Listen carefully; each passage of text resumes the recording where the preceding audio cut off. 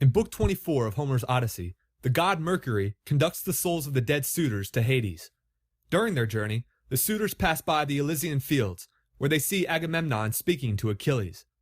Agamemnon relates the story of Achilles' burial and of the funeral games held in his honor. Thus, even in death, your fame, Achilles, has not been lost, and your name lives evermore among all mankind. Proper burial and a conspicuous grave were necessary funeral rites of the ancient Greeks. Without a proper burial, the departed souls would not be able to gain access to the underworld, and would be condemned to wander for eternity. This is why the threat of being fed to dogs and to vultures after death was so horrifying to the ancient Greeks.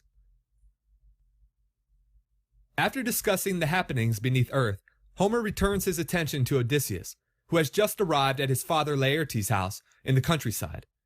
Like so many times before, Odysseus pretends to be someone who he is not.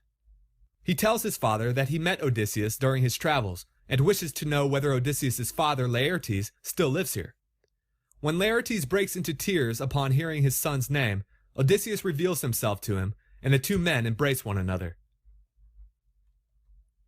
After their reunion, the two men consult with Telemachus, Eumaeus, and Philoetius about the best way to handle the avengers of the suitors. Soon after their meeting is finished, the kinsmen of the suitors appear at the house. Odysseus and his allies successfully repel the attacking force, and then Athena establishes an everlasting peace between Odysseus and the people of Ithaca. Thus ends Homer's Odyssey.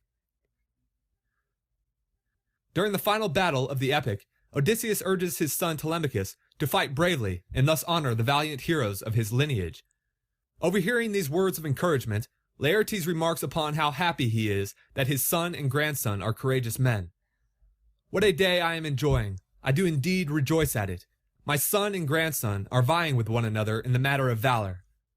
Despite facing overwhelming odds, and despite the high likelihood of death, Laertes is happy because his son and grandson are courageous men. Besides fame, the things that render an ancient Greek most happy are valiant sons and grandsons. I hope that you enjoyed watching this video. Please like, comment, and subscribe. Farewell.